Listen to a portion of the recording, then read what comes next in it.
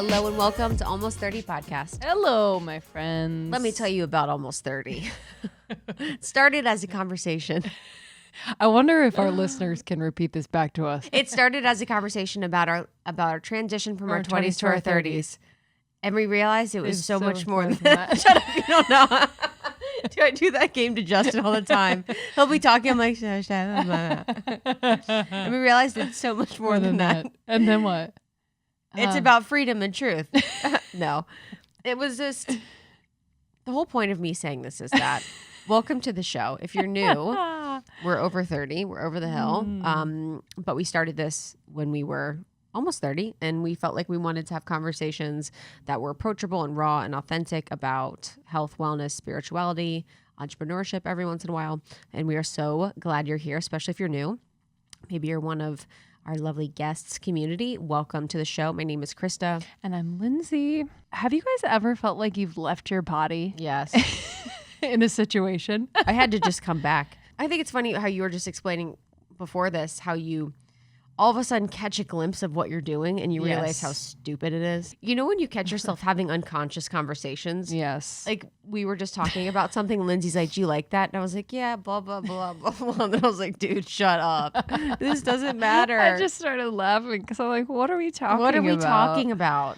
So often that happens. And it's actually really fun to like allow yourself to laugh. Yes. Because it kind of breaks it. And then you're like, oh, right, I'm here. Yes. And we don't have to be like doing it a certain way or talking a certain way or whatever. Yes. And it is funny when you witness, it's like the witnessing, you know, finding opportunities in your life where you're just with a loving gaze, witnessing how hilarious some of the things that we do are. And some of the things that we talk about, you know, even when you catch yourself in small talk situations, you're like, I mean, this is me. When I'm in small talk situations, sometimes I'm like, what are you saying? This is what I love about you, because you really only like to be in like more grounded, deep conversations for the most part. Yes. And in small talk conversations, when I spiral, when you start to spiral, so do a small talk. Just tell me something about yourself. I just went on a walk this morning. Wow! Yes, so true. She just leaves. Wow! I go, wow. Or I'm like, okay, and then what emotion was attached to it? Yeah, I mean, but that's why we podcast. That is why we podcast. That is the truth. Truly why we podcast. Oh.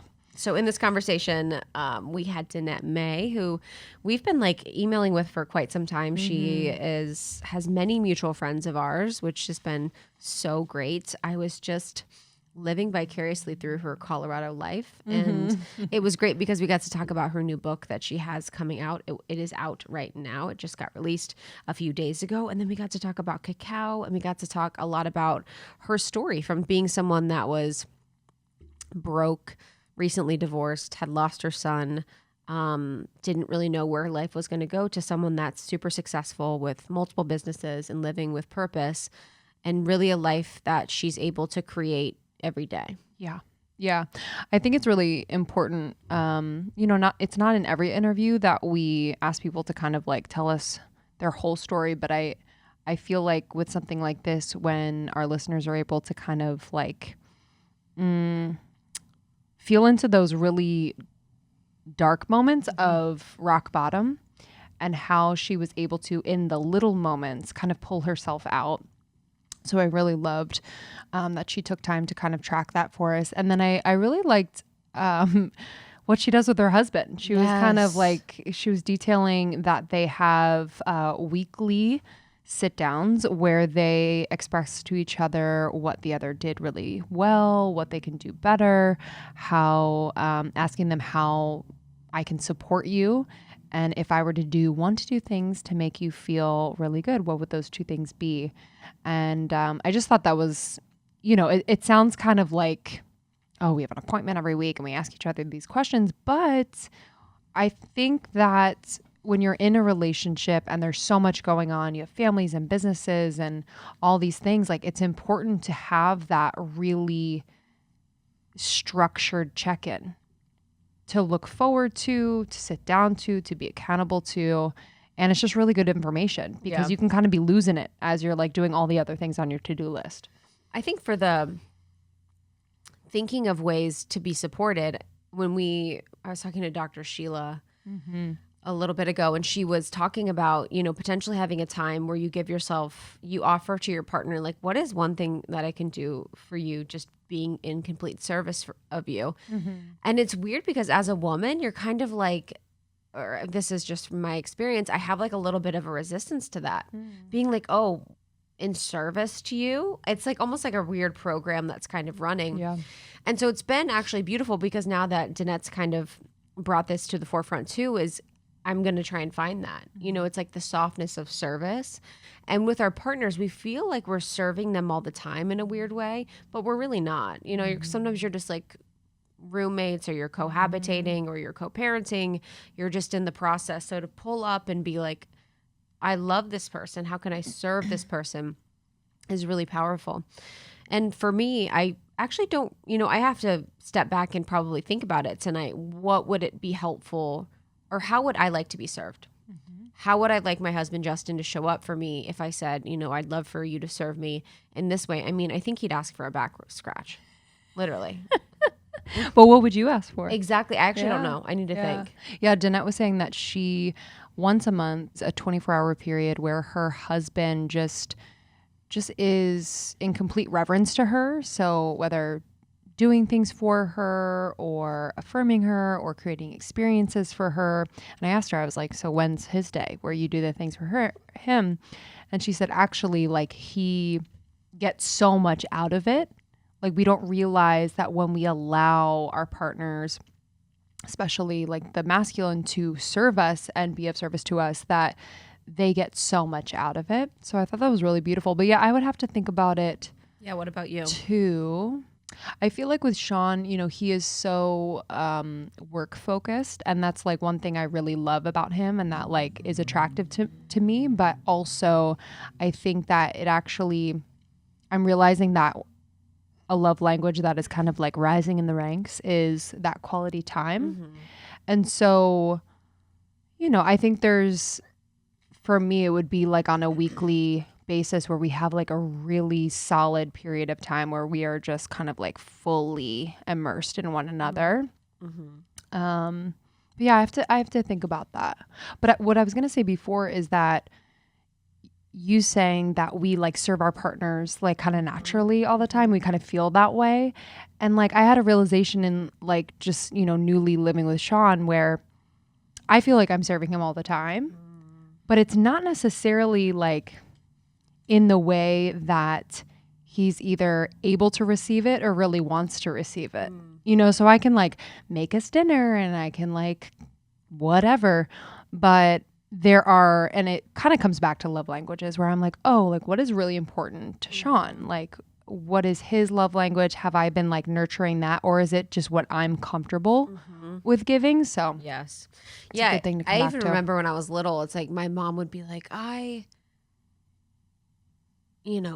did this thing. And as kids, we didn't really understand what was going on, but we'd be like, we didn't want that. Yes. It's kind of like, and then it felt like this energy, and I don't know if people can relate, where we felt like we were having to make up for something we never wanted. Exactly. Yeah. And I think that can happen a lot energetically between the masculine and the feminine, where you're cleaning up around the house, you're doing all these things, and then you have that energy of like, you owe me and I'm doing so much for you. But I don't know if it's like a conscious understanding that the men know what's happening. So I think bringing conscious awareness or attention to the service that you do provide, or understanding what service they would like, is one of those things. Or, service in the way of like a back scratch or a walk or whatever it is. And I bet it's more simple than you think. For sure. But I just loved her sharing that because, I think they've been married for a while now, but to kind of keep that in place is pretty impressive. But you can get Danette's book now. It's called Embrace Abundance. Learn more about Danette at DanetteMay.com, at the Danette May. And then her product line, Earth Echo, sustainably sourced superfoods. We love the cacao bliss. So this is ceremonial grade cacao, and I'm excited to kind of like amp up my cacao ritual because I've kind of lost it. I would love to do that with Justin as a thing. I've been wanting to do a ceremony with him, and I would love to do a cacao one because the last time we did it was at our Malibu retreat, and actually we used her cacao. Yeah, that's right. Wow. So we had Danette's cacao at our Malibu retreat that we did 2 years ago. Yep. And we did was that the breath work or was that the womb awakening? That was the womb awakening. So it wasn't our retreat. We had a womb awakening, but it was still at Calamigos. Oh, yeah. So we had a really beautiful cacao ceremony led by Josie of 11 Healing, who's based out of the UK. And it was just so beautiful to see it happen, like just the transformation and the openness that people had. And it was a lot, supported by the cacao. Mm-hmm. Yeah, it's very grounding. It's very heart opening. And can really, I think, like also elevate like psychic senses. And if you're dropping into meditation, this can help you drop in more quickly. So Danette goes into this in this episode to explain the benefits of cacao. But we love you guys. Thank you so much for listening. If this episode, really touched you or impacted you, pass it along to a friend. That means a lot to us. This is how we grow. And if you're called, rate and review on Apple Podcasts. Yeah, it means the world. Almost30.com, Almost 30 Podcast on Instagram. Make sure to give us a follow. And then this fall, we have exciting things coming up for Podcast Pro. So we're going to be supporting people in launching the podcast of their dreams, and then also supporting those that have a podcast that want to grow and monetize. So stay tuned for that. It is going to be so much fun. Our accelerator program last year was incredible. We love our accelerator grads very much. So stay tuned and we'll keep you posted on Podcast Pro things. Yeah. Enjoy this episode and we'll see you on the other side. We love you. Well, I'm excited that you're here. And before we were talking about how you live in Colorado, which sounds like heaven, just living like out in the mountains, living in the green, living in nature. Have you always lived in nature? Like, have you always lived really? I grew up with 4 brothers out on a farm in nature. And I grew up with animals as my friends. Oh, and then it just kind of evolved from there. I've always lived in the mountains. What kind of animals? Oh, horses, sheep, dogs, a duck. Had a duck at one time, a deer at one time. Yeah, I've had different animals for sure. Wow. I love that. Wow. And what did that instill in you from a young age? That you've carried with you? Yeah. I mean, I think for sure just this energy that I feel like I pull from nature that's just was innate because it came from childhood. And, honestly, I think I'm good with myself, like being by myself a lot. And I think that was because I was by myself a lot. Yeah. So you just start to get really comfortable with that. Totally. She's nodding. I know. I'm like, me too. Yeah, I do. I'm such a loner, dude. She's like, by it makes myself, people feel uncomfortable. I can hang. It doesn't make people feel comfortable. It's just funny because I'm not at all. I know. We're opposites in that way. We're opposites in that way. But she brings out that in me, and I will never know because you're alone. Yes, exactly. You'll never know because I'm alone. But I think being alone and being good with yourself, it's actually something that not everyone has. And it is really a skill that you have to learn to like be okay in silence, be okay being quiet, be okay not distracting yourself with a lot of different things. Was there, a journey? Like, what was the journey to getting to a place where you're like, oh no, I'm good, like with myself. I'm good feeling alone. Like I'm good with the person that I am. I don't think I ever really had to learn it because it's always just been a part of my life. Like I don't really remember learning it. I think it just was instilled, as we didn't have a lot of money. So obviously we didn't have TVs, phones. I mean, I think in my late 20s when I first got a phone. That's crazy. Wow. So just operating on a different, I know it's different now. At the time, it didn't really feel like I was different. It was. One of the reasons why I was so excited to have you on is because it's like you have so many different facets of who you are and how you express yourself, like in health and fitness, as a business person, as a coach, like as a motivational speaker, you have all of these things. And I think there's a lot of women within our community or people that are listening that feel like they don't know how to fully express themselves in multiple different ways, or they don't feel like it's okay. What has been your path with that? You know, you said you grew up on a farm. So you go from growing up on a farm, not really having access to technology, to all of these things. Like, I'd love to hear more about your journey. Wow, I appreciate you celebrating that part of me, because there was a part of me that wondered from a business standpoint if it was okay to be all of that I felt, because it's almost like some people tell you be in a niche. You know, you've got to be niched and you need to be that, so then people know how to identify and how you're showing up to serve. And I was like, but I have so much to me that I want to share and I want to explore and experience. So thank you for saying that. And that's what I would just tell anyone right here and now is like, you're going to evolve and things are shifting, and just like always just honoring that next best step of where you're supposed to go. And it's going to look like a lot of different things, and that's okay. Like, just keep honoring that part of you. But my journey's interesting. I kind of am interested in myself because I'm on it and I'm watching it. But, you know, I think as a little girl, even though I grew up with animals and not really a lot of friends and just brothers, I always knew there was something with me with women. And that might sound weird, but I remember singing to the sheep.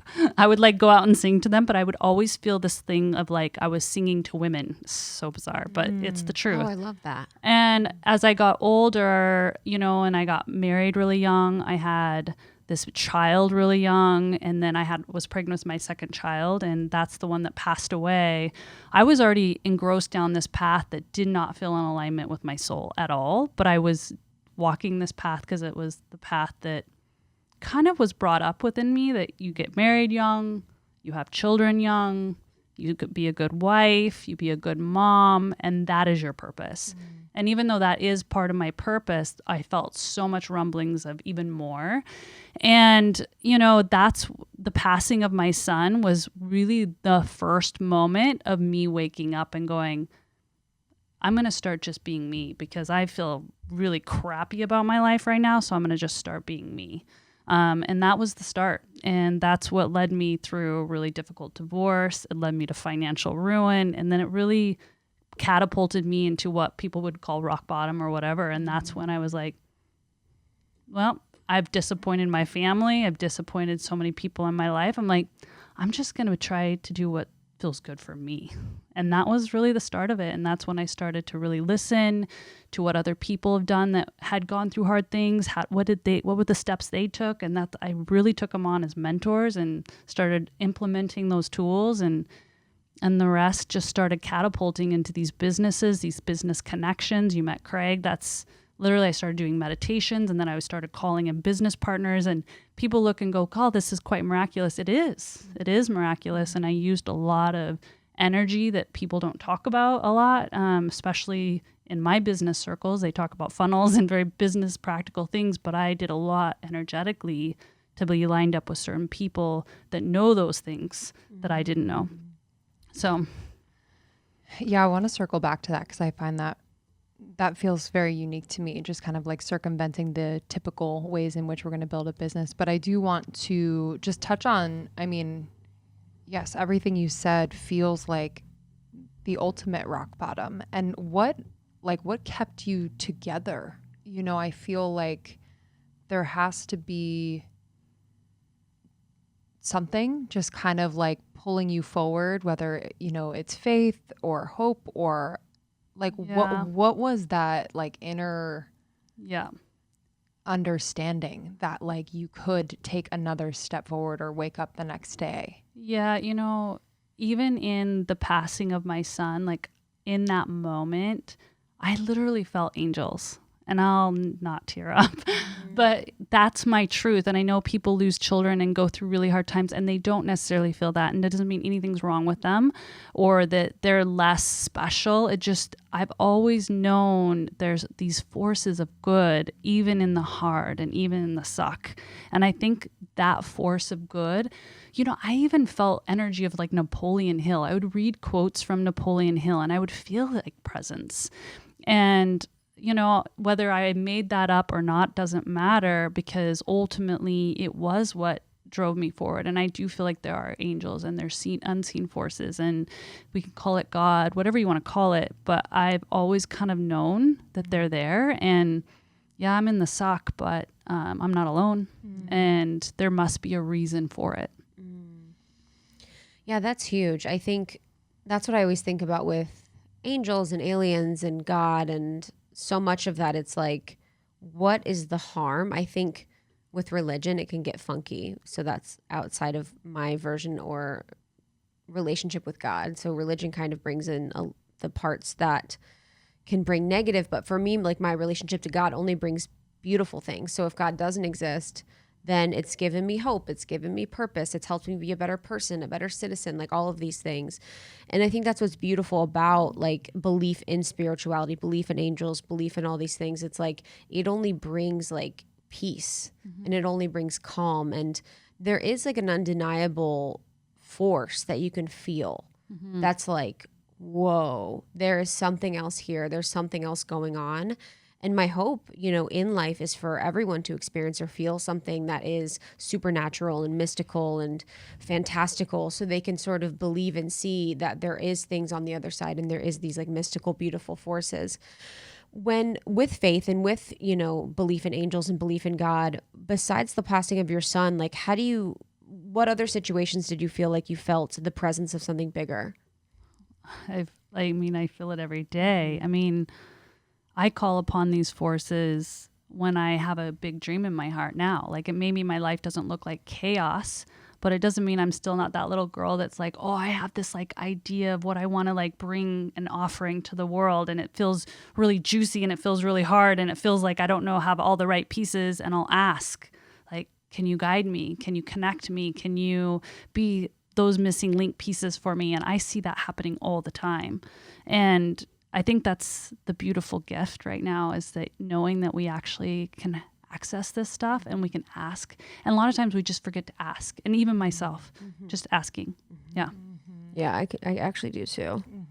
I think that's a huge lesson, actually. It's just asking. Yes. Like, take this from me. Even when I'm having anxiety or I'm just feeling like I'll have these loop thoughts about things, and I'm like, take this from me. Take it from me. Yes. Take this stress from me, take this problem from me. And even problems that you have or situations in business or friendship, it's like, take this from me, you know, and just relieve me from whatever this is. Let the lesson integrate peacefully and help me to move on. Yeah.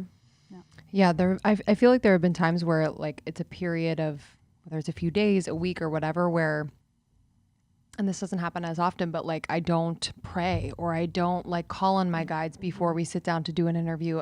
And you notice like either there's more anxiety, there's more the loop thoughts, there's more, how am I going to do this? There's so much like self-questioning rather than just that simple ask to something greater. So I loved that in the book coming out, there was a chapter on stories we tell ourselves. And I just can imagine that you've had to look at these stories throughout your life, and especially what you've gone through, and rewrite them. I would love to just talk about that idea of the stories we tell ourselves and how you've been able to, rewrite them for yourself, but also just like live that new story. Wow. Yeah. I feel like I'm constantly rewriting, because it seems like the more I try to do inner work, like work on my inner business, it's like, wow, God, I got another one that I didn't even know I had, But for me, I mean, at the earlier days, I had so many stories, and so many stories around wealth, so many stories around relationships, around sex, around intimacy, around how a good mom versus not a good mom, like tons of stories. And so for me, what I did is I just will literally write down my belief system based off the projection I'm seeing today, right? So if it's, good moms don't work outside the home, that was a story that was ingrained in me somehow. So running a lot of lots of businesses and having children at home, it was like an incongruency within my system, right? So that's like one example. Or it's hard to make $100 million. Another story, Like you can go down, and then you like go to the opposite. Like, well, is that true? And what would feel like a good story? I'm a beautiful mom, and I'm making another offering outside the home, and I'm showing them an example. That feels like a really beautiful story and in alignment with myself.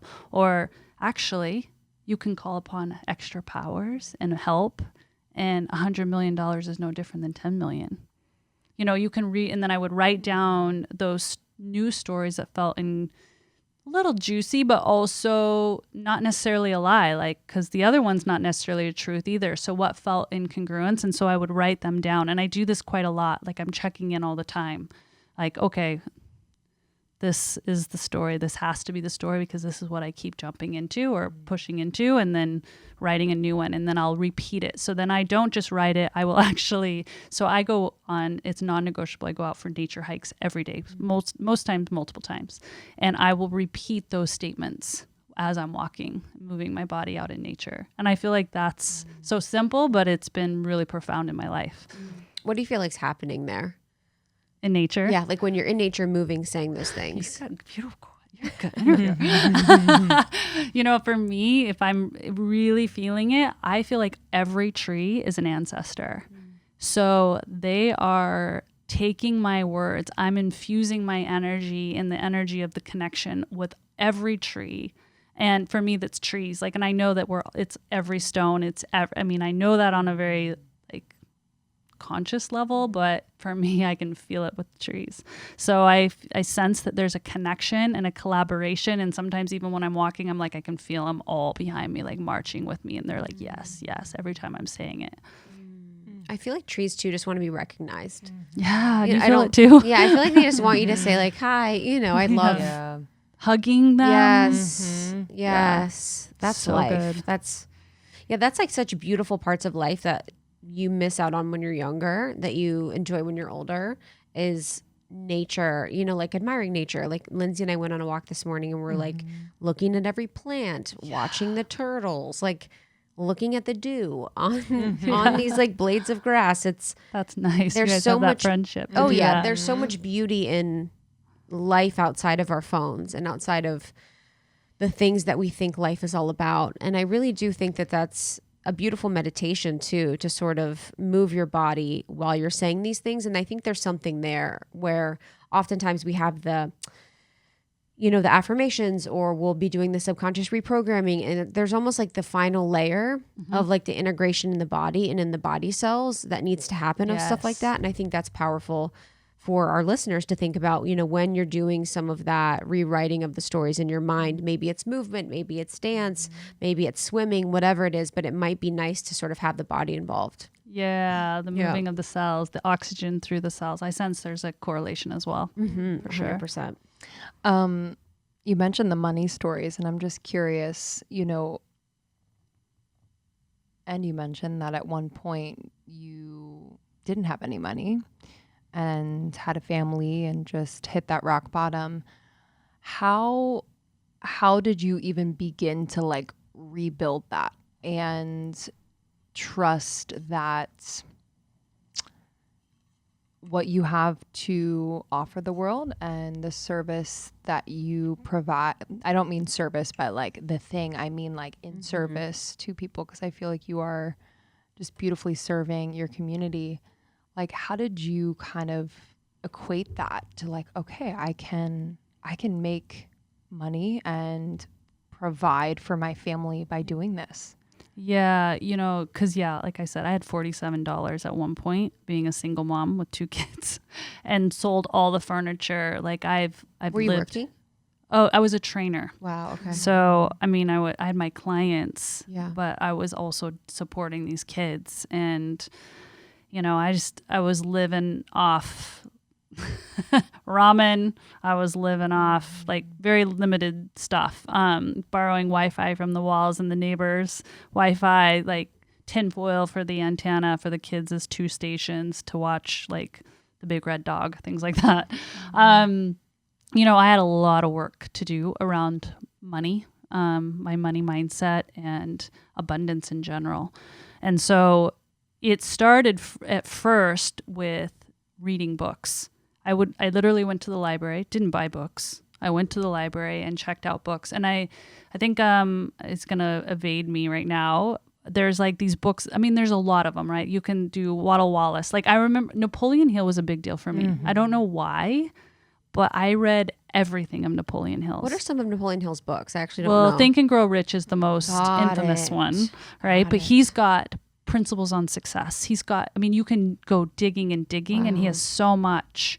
And then he'll talk about Wallace Waddles and trying to think of the title of that book, but it literally had a statement in there that was like, and this was kind of a religion card for me, and I needed it because I grew up thinking that people that had a lot of money were not holy or they didn't have good intentions. So I had to wrestle with that, right? So, and in his book, he was like, you are not being religious. You are not acting in the highest favor of God if you are not making the money that you're meant to be making to help the people you need to help.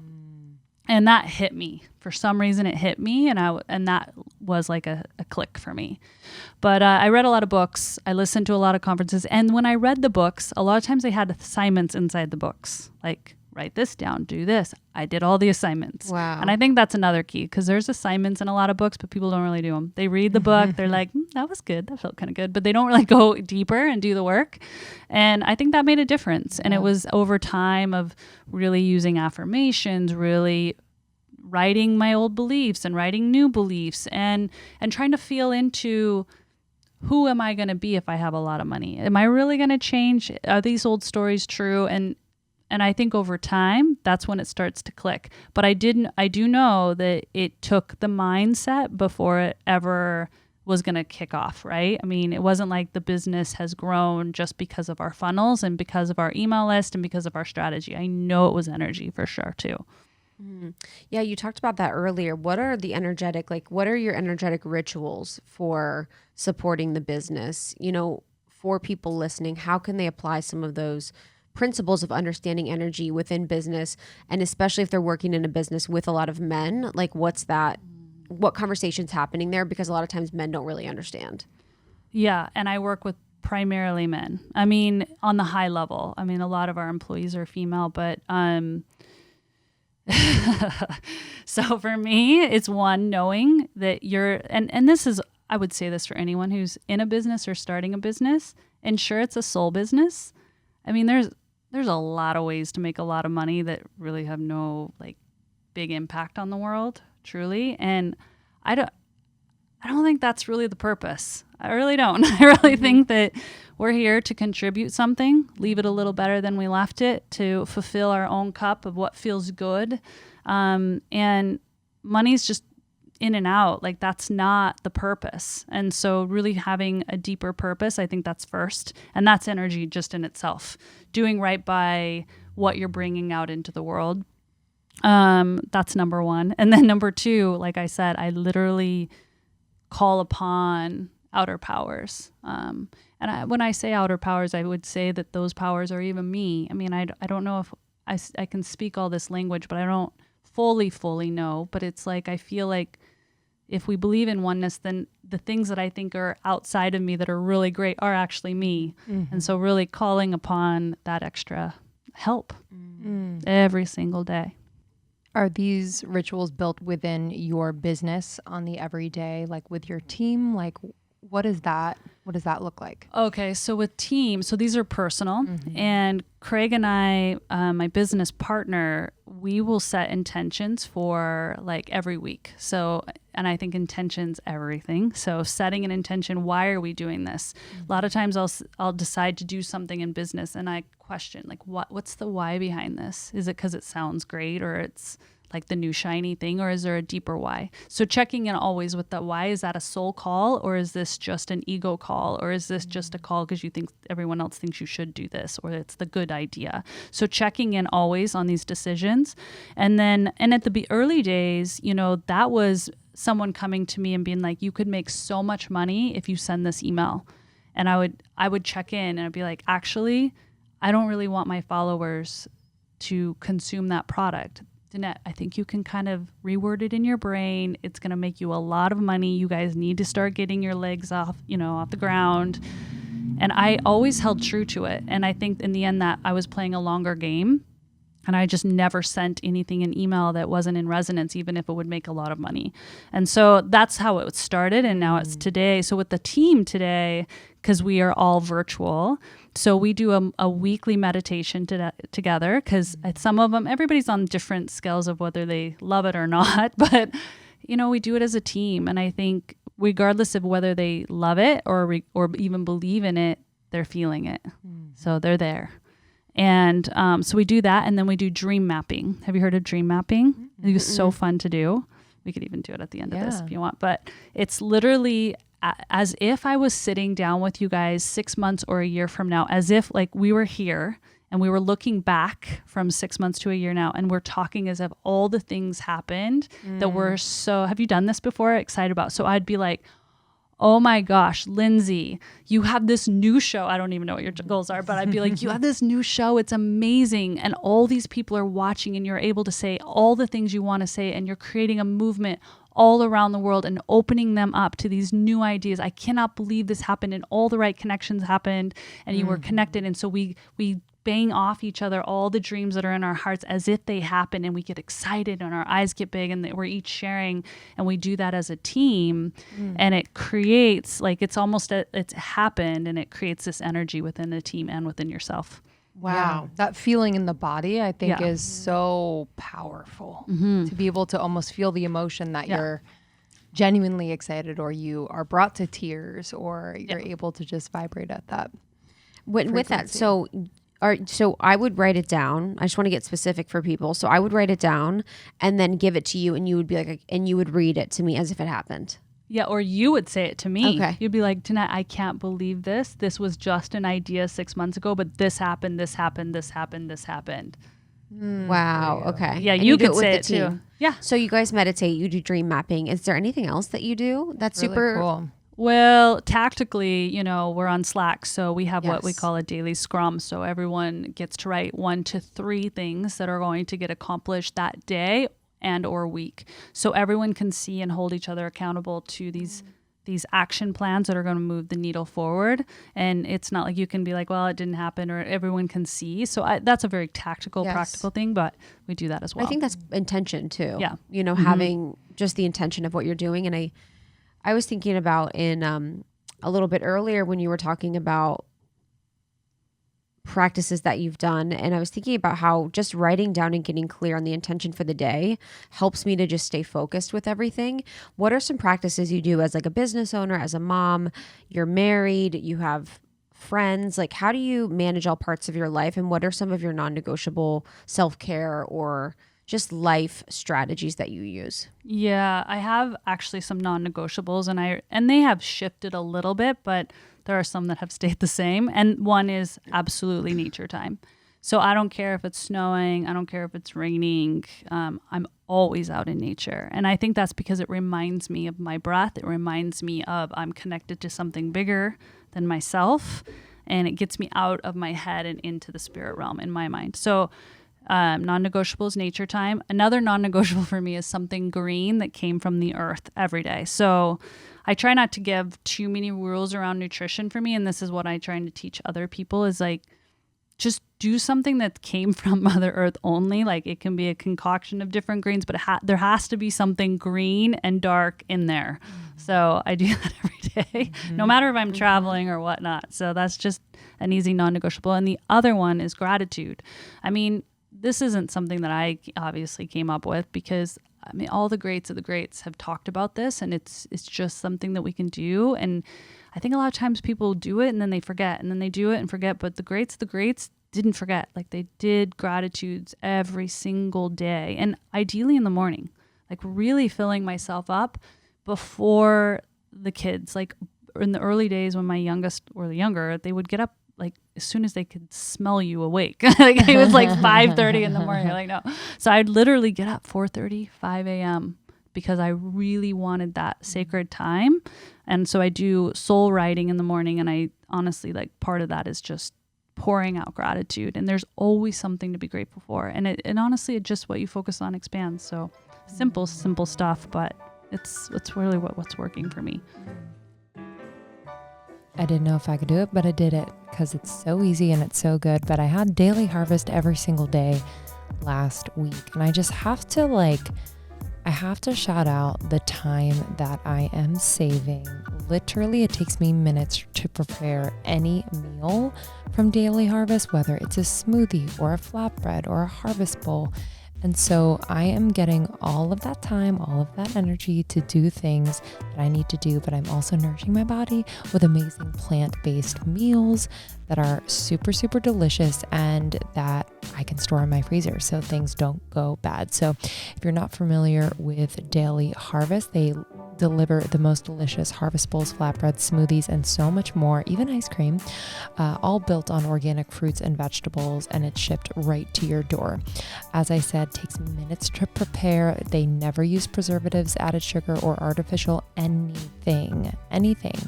I also love their plant-based ice cream, mentioned that, but it's called Scoops, and it's perfect. It's literally so delicious. It's gluten and dairy free.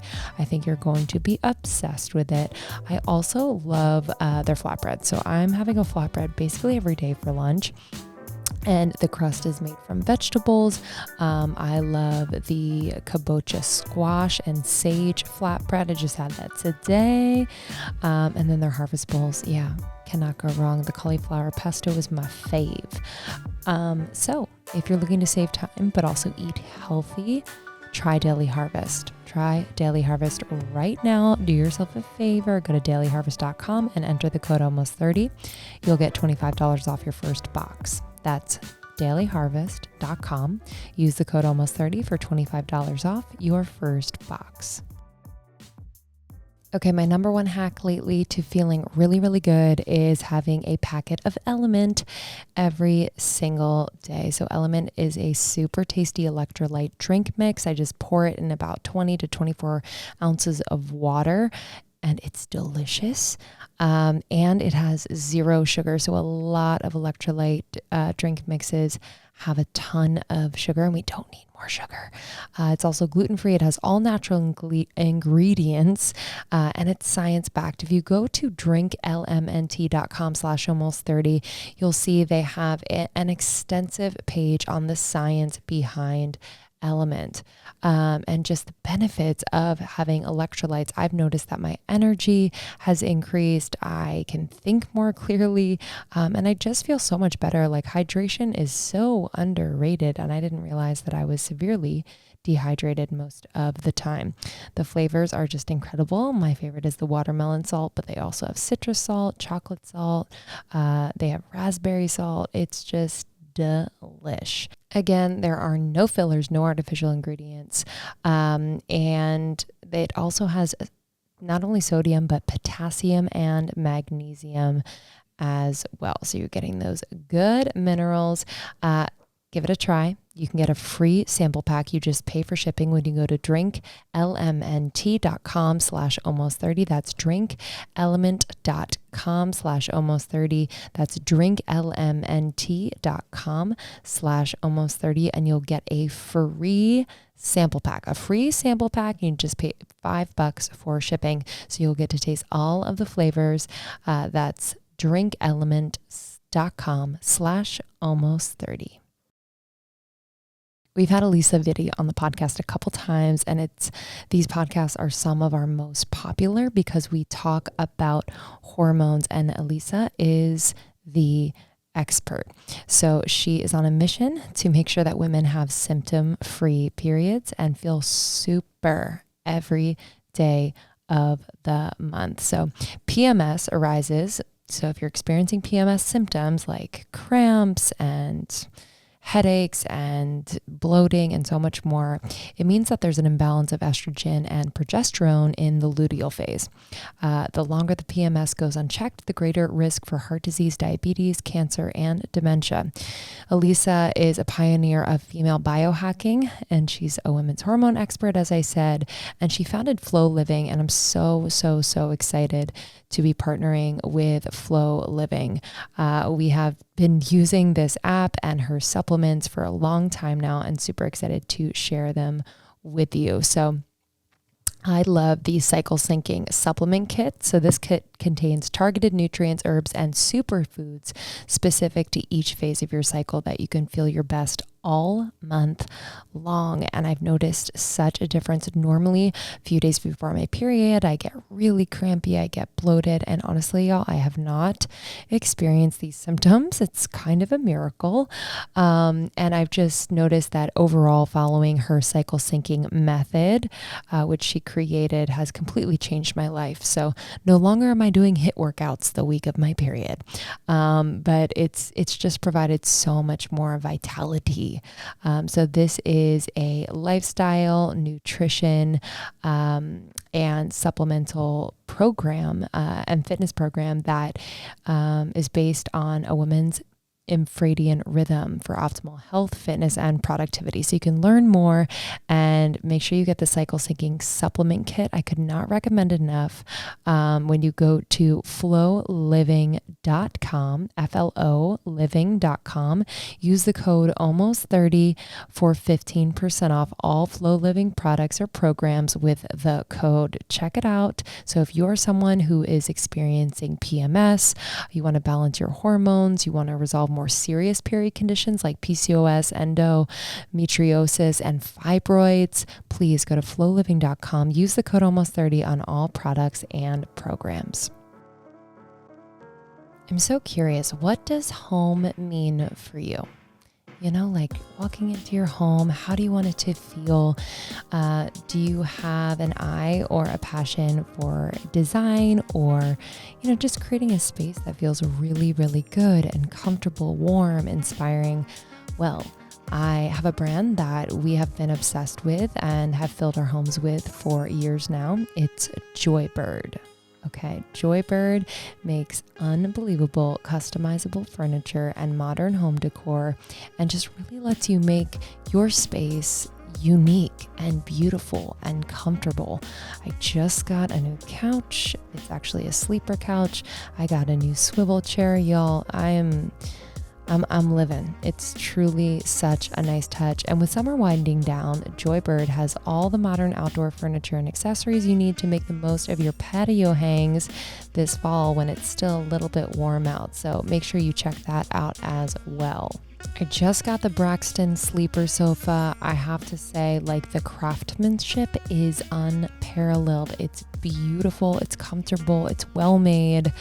I love it so much. And I just got the Jolie swivel chair, and it's just freaking darling. It's in this like beautiful yellow color, and the fabric is beautiful. It's in this like a daisy color. It's so cute, and I just can't recommend them enough. Our whole studio in LA is decked out in Joybird. I'm sure you've seen pictures.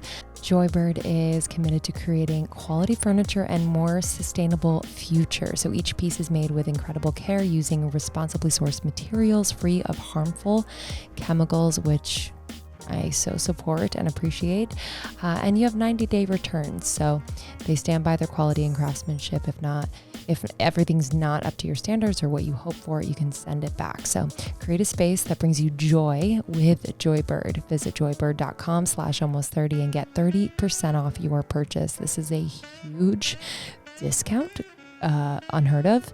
Go to joybird.com/almost30 and get 30% off your purchase. And being in business with your husband, how have you found that to be? Has that been kind of like an evolution and just kind of like a recalibration of your personal relationship? You know, it's when we found each other through business. So we started out of the gate in business together. So I don't even know what it's like. So I always tell him, I'm like, the part we should be worried about is like when we don't talk business together, because we do business really well together. And I know that's not the case for everyone. And we speak at a lot of business masterminds around this because we have some really juicy things that we do as partners. And it's a lot about passion and a lot about sex, but I think is in a different realm of business that keeps all of it tied together really beautifully. But at the beginning, or I have to say the first year, it was not super smooth. And we were kind of newly married. He's navigating being a father to these girls. He's now a husband, and we're also doing business, and the business isn't like awesome, right? It's not like generating awesome money or anything. It's like gritty, it's dirty, and so it wasn't super easy, and he was massively controlling, and I was like, well, you cannot control me. So we were bumping, and if you were to ask him, because all of a sudden we would have deep conversations about it, and it just shifted, and he said, I just decided one day, because we were like, okay, it's either the marriage or the business. Like, and obviously it's going to be the marriage. So we got to find another partner for Danette in it. I was literally reaching out to some of our friends that are in the space and being like, do you want to partner with me? Because I'm moving Greg out. And he just one day goes, I decided I'm going to let Danette do whatever she wants. I'm not going to ask. And the business just took off from there. And I honestly can say, not just because he's my husband, he is the best business partner. And it's been awesome since. But we do our own things, and we communicate well, and we also keep the love really tight. Yeah. What do you mean when you say love, keep the love tight? We have, like, for example, we have these 24-hour, we'll call them intimacy dates. And we do these very strict non-negotiables. So every week we sit down and we grade our relationship. So we ask specific questions. We document everything. So it's like every week on the very simple level, it's like, what did I do well this last week? Where could I have improved? What can I support you on this week? Like, how can I show up? What would be 1 to 2 things that if I did, you would know that I really care about you and that I'm thinking about you? And we literally keep it simple. So that's every week. Every day, it's either a bath or a walk in nature. And the bath is not sexual, but it's like connecting time, just connecting about the day. And then once a month is an 24-hour intimacy date. And this is where he is honestly honoring me as, like, we use this word goddess, but like, if I were your queen or I was your goddess in your eyes, like, what would you set up? Like, would you set up roses in the bath? Would you set up like some kind of special thing? Whatever it is, but it's for 24 hours of being completely honored. And I'm telling you, that sounds fun, but I'm telling you on a very deep spiritual level, to have someone honor you for 24 hours, like only pleasuring and not thinking about their pleasure. What would make them feel like the ultimate queen for 24 hours? Like, it doesn't stop. And it brings out a part of you that's like powerful, and they feel it, and it just magnetizes not only the relationship, but it magnetizes the business. If you're doing business together, it magnetizes everything. And does he have one for, like, do you have one where you do it for him? Okay. But That's my life. And we were just talking about it because we were at a business conference and so many people, they had us speak around this at a different one, but a lot of people keep asking us about it. And that's the big question. Like, what about him? And he's like, everyone's missing the point because I get so much out of this. They think that they have to return it, but when you give, it's like you're getting it back. Like, you are obviously, the woman opens up in a way that she hasn't opened up before, so you're receiving that. And so that's the point, is he is receiving more than he ever would. Like, he definitely knows it doesn't feel obligatory. So when you do give, it's like, whoa, she's doing this because she feels it, not because she thinks she needs to do it. Right. Yeah. Wow, that's beautiful. What's some examples of some of the 24 hours, like things you've done? Oh man. Well, we just had one because we try to group them on when we have to travel, because then it's something new too. Because it's a little easier to get into it when it's a new location. Yes. So for this one, for example, he has, obviously, it's simple. This one was because he had like strawberry dipped chocolates, or strawberries that are dipped in chocolate, champagne delivered to the room. He set up these massages, and then had made sure they did these simple things get me, like the front chairs that overlook the ocean. He made sure that we got those front chairs, calling ahead to be like, I want her to have the best, and can she have the best massage person? And then he makes sure the best dinner, and then he's massaging me after the massage, and like running a bath, and putting brings rose petals in a bag and puts them in the bath. Like, these little things for me are the bigger things, but every woman's a little different, so you have to communicate with your man what really fills you up. But for me, it's him packing the rose petals knowing that he like got my favorite salts. Oh, he also got these oils, but I like organic oils. I don't want some sex oils from some sex store. I want like I want the natural high quality all the woo more play. Yeah. So like him doing that and like sourcing that that means a lot to me. Yes. Yeah. The thoughtfulness. Yes. Mm-hmm. The listening. Yeah. With the grading, because if people were going to implement something like that, the grading system, or at the end of the week, how do you get your ego out of it? You know, how do you make it so it's helpful and not hurtful? Yeah, like an opportunity for passive aggressiveness or yeah. Yeah, well, first off, you would want to do it in a neutral space, right? So it's set on a certain day at a certain time. So the odds of anyone coming in charged are already diminished, right? So you're not having this conversation and you're like, well, actually, you've just kind of messed up, so we need to talk. Yes. It's like, okay, ours is Sunday at 3 p.m. So it's usually sitting outside in the summer, so it's beautiful. There's been no charged emotion, most likely. And so it's also just the way you communicate, right? So we're both setting an intention that we love each other and we're trying to grow from this. Because there are times when he has said things that I'm like, that stinks that I showed up that way. And that kind of sucks. And I also feel really justified in how I showed up. But you just hold your tongue, right? Like you listen and you go, I hear that. And so we definitely use what we call completion conversations in our conversation. So it's like, I would like to get complete with you. Can I? And then so they share what happened, and your only job is to listen and not be like, well, I did it because of this. Because that's usually how I want to show up truly. Like I want to be like, well, this, and this happened to justify it. But you don't. And you really try to feel into like, how did that make them feel more than your justification for it? Even though you might be right, doesn't matter. You're just sharing and listening to him say, okay. And then you go, oh, I understand how you feel. Because if that happened to me and I know an example and it looked like this when it happened to me and it made me feel like this, is that how I made you feel? And then they're like, yeah, that's actually how it made me feel. Then they go, oh, wow, she really listens to me, or he listens to me. They get it. They get what I'm feeling. It's not about the actual action. It's about, do you get how it made me feel? And then you can go, in the future, I'll be aware of this. And then you can say, are you complete? And then they can say, yes, I'm complete, or no, I'm not complete. And you need to keep providing examples of how you possibly made them feel from your own examples of how someone had maybe treated you that same way. So you see how that works? Yeah. Yeah. And that's where it diminishes that drama or that pinpointing. But trust me, like there's been times when we've had these like check-in times and it's been a little heaty. Like I'm like, oh, I'm so justified in this. And I have to keep remembering and using my tools to be like, it's not about that right now. It's about really letting him know how it made him feel. Yeah. Yeah. Can you repeat what you ask each other on that day? Just so people can try this at home. Yeah. So write this down, everybody. So, and I don't know what order I did it in, but it's like you go, what did I do right? What did I do that was well? And you should start probably with that one because it feels really good to hear like, this is what you did and this is what made me feel really good.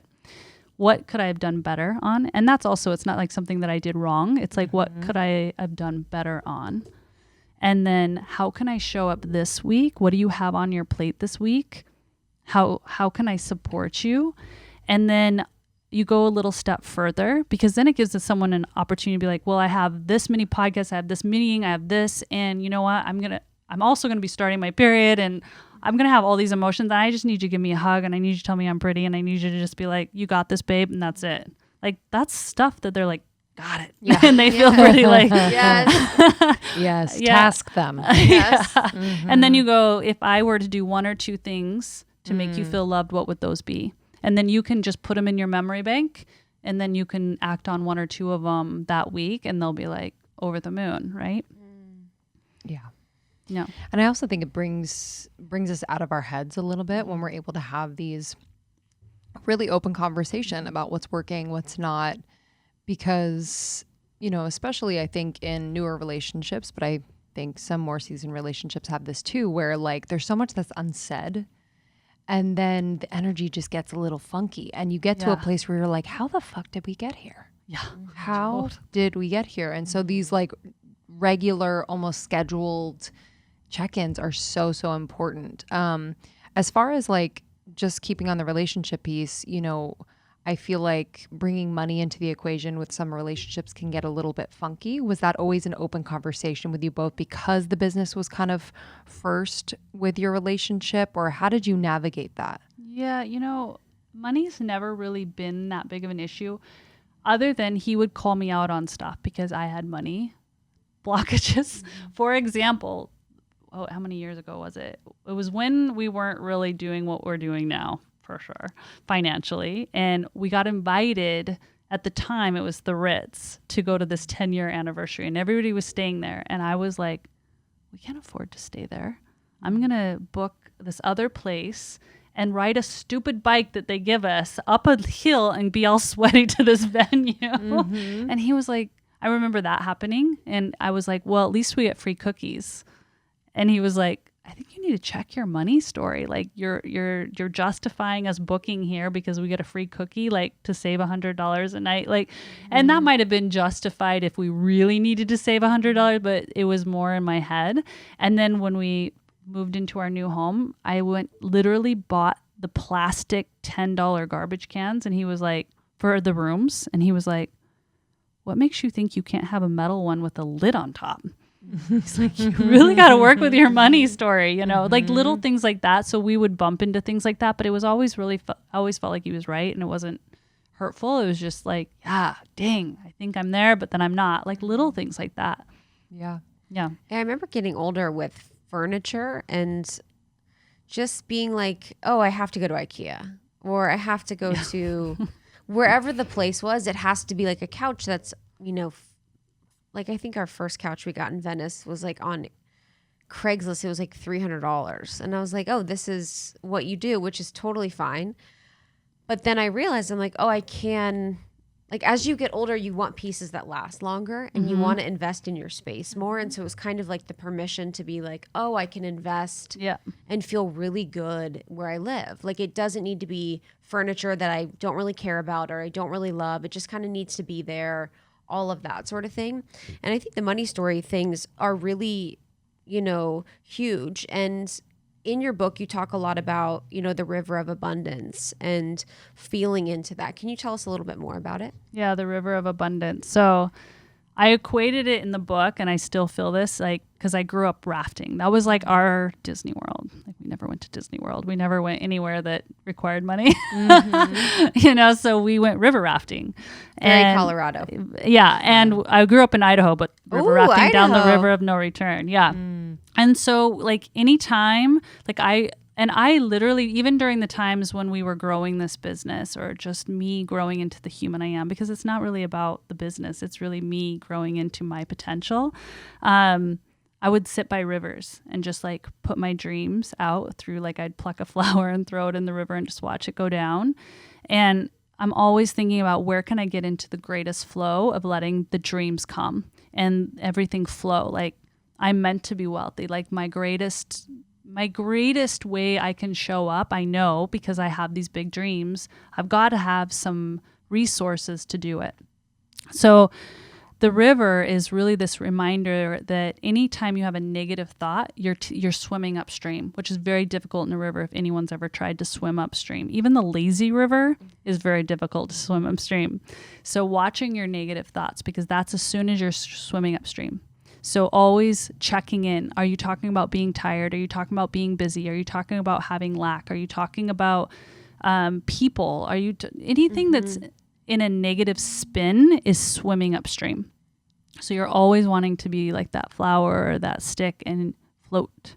So just speak into the positivity of where you're going and trusting in that flow. And from there, that's where all things come in as far as abundance. So it's I like believe so. allowing it. Yeah. I mean, I've watched in my own life and Yeah. my clients' lives. I mean, it sounds so whimsical when we talk about it over like these microphones, but No. it's truly true. Mm-hmm. What do you ever not believe it? Like, what do you do about that? You know, because I always, and I'm saying that because I'm not sure what's the truth, and I did a lot on my mindset when I was younger, and I think it really helped. But like, I've always thought about, you know, what if, do you believe that by saying it enough you begin to believe it, or do you believe that is a process of fully integrating, like say for you're broke, you before you had, $47 in your bank account and you're going to the river and you're like, I am rich, I am wealthy. Was there a part of you that didn't believe, or did you have to like energetically set yourself up to try and believe, or what is that like from like an energetic perspective? Yeah, I see what you're saying. So this is my belief system, and this is also from studying the power of the mind. Like, we're just a bunch of neurons like that are firing, right? So you can actually, what your mind is firing is what actually starts to conspire in the body and externally, right? So what you're neurologically putting out through words, through thoughts, through energy being your emotion, right? Are you angry? Are you feeling this sense of restriction and lack and nervousness about not having enough? Or are you feeling like, there's more where that came from? That's a great statement. There's like, anytime I get an idiot tax, I always am like, an idiot tax means something that I did dumb that required money. I'll be like, there's more where that came from. Yes. I'm learning. There's more where that came from. So yeah, it's a little bit of both, right? So, cause it's not like you just believe it and that's going to happen. Like I wasn't always believing it, but the more you say it, inevitably it will change.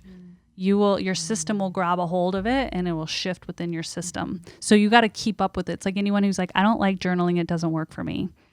I'm like, well, you probably did it 2 or 3 times. It's like, you got to be consistent with anything. It's like, well, I just worked out for this whole week and I still didn't lose all that. I don't look any different. It's all about consistency and things start to shift. Yeah. Yes, I agree. Who are some people that you look up to that are your mentors? I thought a lot about that. If you have any. I don't actually have any that are living. Cool. That I think that we're all just doing the best we can. And I wouldn't, I look up to a lot of my, I would say the mentors that I have are not ones that are on social media. There wouldn't even be someone you would know, because they're the ones who I think are living truly into the breath that I think I'm always still striving to get to, They're just in that joy and understanding even on a deeper level of what stuff I get tied up into in the human realm. But, the people that I've looked up to, and granted, maybe if I met them, I wouldn't, but they're fun for me to think about. Obviously, I've mentioned his name, but Napoleon Hill. I feel a deep reverence and respect. I can look up to a lot of people, but like when it comes to a deep reverence for, I would say he's my main. I love that.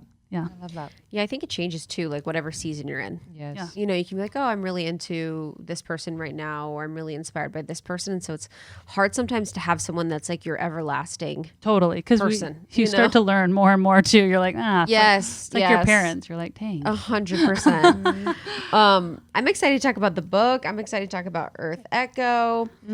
What should we talk about first? Let's talk a little bit about the book, since I think some of the topics that we talked about in this interview are in the book, even like the relationship stuff, the abundance stuff. So I'd love to hear more about embracing abundance.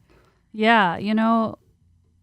This book came from abundance and thought, because even my first book with Hay House, I didn't have a agent. I never reached out to them. They came to me through an intention of me writing down and meditating. Wow. So, Hay House had come to me about my first book and asked me to write about whatever I wanted to write about and do it in 6 weeks. So that was that first book. And then I got done with that and I thought I wasn't writing another book for a while, and they called me again, and it was December, right before, 2020 hit. And they were like, we feel like another book's ready to happen. Do you have any ideas of what you want to write about next? And I was like, I gave them like 5, because I'm like, that's who I am. Like, I can't pigeonhole some stuff in my mind. I'm like, oh, I'm excited about all these things.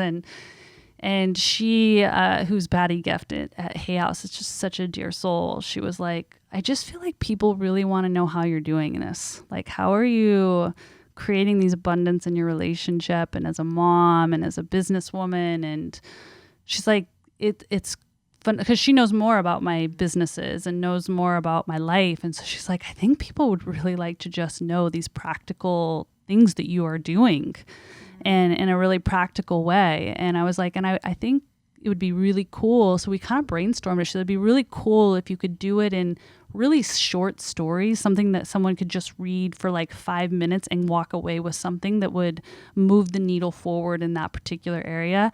And for me, I've always been like, I don't want to just talk about money. Like, to me, abundance is a 360-degree experience.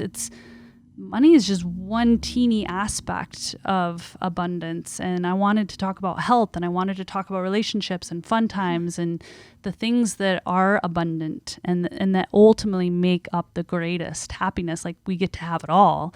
And so it's these short stories of, you can take away from, it's either a myth or it's a personal story from me or someone that's a legend that's done it. And then these small little movements that I've personally done, every single one in my journey, that you can implement that day throughout the week and start to see the miracles, start to get a grasp of the hope that's opening your eyes to this abundance that's waiting to embrace you.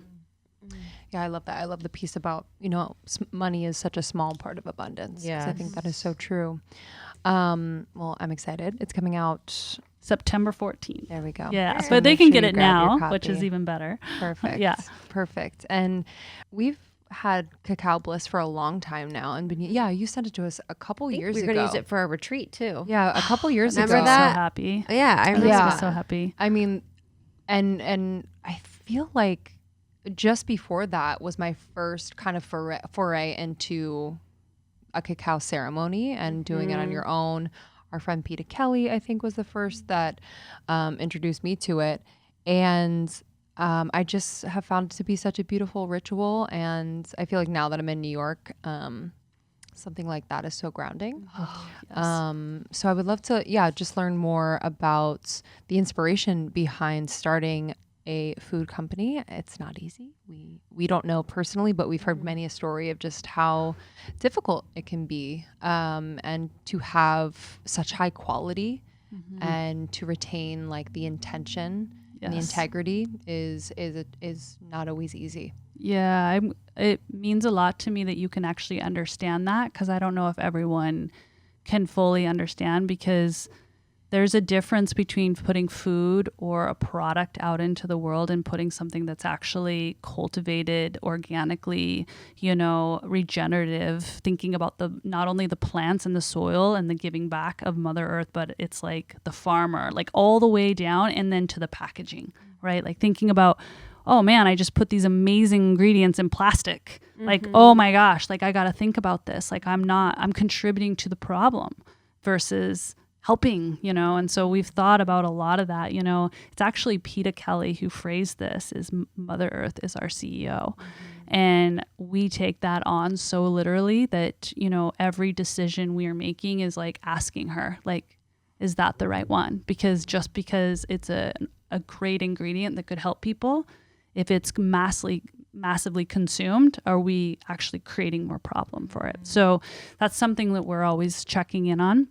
But how Earth Echo came about was, I'm just a lover of indigenous ways. It's been a secret, not so much a secret anymore, but I used to I put out intention to be where no blonde-haired, blue-eyed girl would be, and was always wanting to learn from like the indigenous tribes that no one knows about, that haven't been diluted with these other ideas, like just really held on to sacred ritual that's been passed on. And I know, and I feel it to my bones, and the ones that I have had the privilege of visiting, they have this wisdom that I know could heal our planet so much. And I'm like, when I go and I get to sit in circle, it's been one of the most profound like learnings for me, has helped my life tremendously. And so one in particular, I was sitting in circle, and obviously cacao got passed around, but it wasn't bitter cacao. They had fused with some turmeric, and they had put honey in there and some cinnamon, and it was just like super delicious. And at the time, I didn't really know all the science behind it, but I was always into superfoods, but I was like drinking this elixir, and I was having like this amazing experience. And they had me set an intention, and they were like, in 7 days, this intention's going to happen. And they were talking about the heart opening of raw cacao and all these ingredients. And so when I was in that circle, I had one intention, but I also was like oh my gosh, I've got to bring cacao and this heart opener and the anandamide in the cacao to the world. Like maybe it doesn't even matter if they understand it. If they drink it, their hearts will be open and they'll connect in a different way with one another, because I was feeling it in my own system. But then 7 days later, the thing that I had intended was manifesting. And I was like, whoa, whoa, whoa, like this is something really powerful. So for 2 years, every time I'd go in nature, it was like, you have to do this. And it was like, oh, add lucuma, add mesquite. Like it was being shown to me. So then I started just mixing in my kitchen and having my community. I told my community, because we have like 1.5 million on the email list. I was literally giving them exact recipe. I was like, drink this, like make this in your kitchen. And they were making it and people were writing in one after like depression. Like we can't say any of these claims, but they were telling us all about these things that were happening to them. And I was like, team, we have to do this. I know we don't know anything about creating like a superfood company, but we have to do this. And then finally they were like, she's not going to stop talking about this. And I knew it was going to happen. They were like, you don't know if it's going to be successful. I was like, I know it is. Like, I know it is. Like, I get that you want to split test this stuff and you have to have all your numbers just go.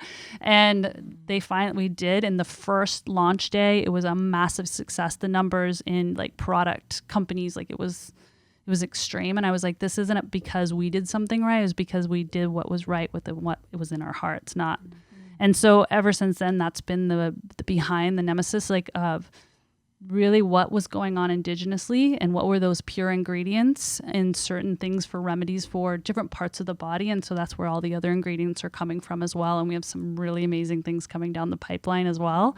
But Cacao Bliss was the start of it all. And I never thought it was going to be a bunch of products. I really thought it was just going to be cacao, but it just keeps growing. Yeah. You're like, I kept creating. Do you know anything about the science of cacao? Like, what is it doing? Oh, yeah. I mean, I'm obsessed with cacao now. There's two things that are happening, and I'll try to keep this because I'm a nerd and I could go off forever and people might roll their eyes back. But the biggest one is anandamide. Now, there's only 2 foods in the world that contain anandamide. Now, anandamide's what's released in your body when you're making love, like truly euphoric love making. Anandamide's released in the body. It's also when you feel like this deep connection with someone, you're just like feeling this high joy when you've ever felt that. Anandamide's being released in the body. So it's this type of mushroom and cacao, raw cacao, ceremonial grade being the best, contains this anandamide. And that's why when it's consumed, you feel a sense of euphoria, your heart opens, you feel connected to whoever you're drinking it with, maybe even more connected to yourself, this more reverence and grace for yourself. And then it contains theobromine. And a lot of people are like, that's caffeine. It's different than caffeine. Theobromine is what's like released in the body, like opens up all the cells of the oxygen in the body, right? So it's helped with Alzheimer's, making you feel like clear in the brain, like it's opening up all those oxygen centers in the brain so that you can, like I always say, I drink it when I'm like, okay, I want to set an intention, but I also want to be really clear and efficient. And that's when I do my biggest writing. I'll do whatever project I've got going on. It seems to flow easier. And I know it's not only intentional, but it's also chemical. Last question. Have you done them in groups of women? Like how healing has that been to do it with women? Or do you do it with your husband? Or when do you do ceremony? Well, actually, which I thought was so brilliant of him, Dave Asprey asked me at his event to keynote with cacao ceremony, which I was like, are you sure you want me to introduce my cacao over your bulletproof coffee? But what nice he's like, I'm making one now. Yeah. And it was funny because they came back and the MC and some of the workers, and they're like, this is 2000 very scientific people. Don't be sad if they don't like receive this very openly. Like, they were trying to prep me that these guys might not be as open as I would want them to be. And I'm like, I knew what was about to happen. And it literally was the most powerful. So they literally passed out 2,000 cups of my cacao out into this audience of all these different biohackers. And we did this massive intention where we called in the ancestors. It was meditation. And then everybody held hands at the end. And there were grown men weeping and people were in their heart. And it was really, really profound. But I've done them like at A-fests in different parts of the country. I mean, I've done them in women's circles. But also, it doesn't really matter. Even if someone's not even aware, the cacao is medicine and it's doing what it's going to do. So Powerful. I can't wait for our community to connect with you. First, the book is coming out September 14th, but how else can they connect with you? Your work. Wow. I got a new website ready, Giddy. Oh, you do? Let's go. Yeah, I was Can't like, wait to see it. Yeah, so maybe in about a week or so, go to DanetteMay.com. No, you can go to the old website, but we generate content every day of the year. So every day we send out an email. So just of content, obviously we do sell in some of them, but it's all about just how can we conserve and how can we show up. And so if you just need wisdom around food, you need wisdom around nutrition, maybe some mindset stuff, you can go to YouTube or you can go to the website. Beautiful. Yeah. DanetteMay.com. Thank you for being here. Thanks for having me. powerful. This is Thank so you. good. So much fun. All right, y'all. All right, y'all. We love you. Love you. Bye. Bye.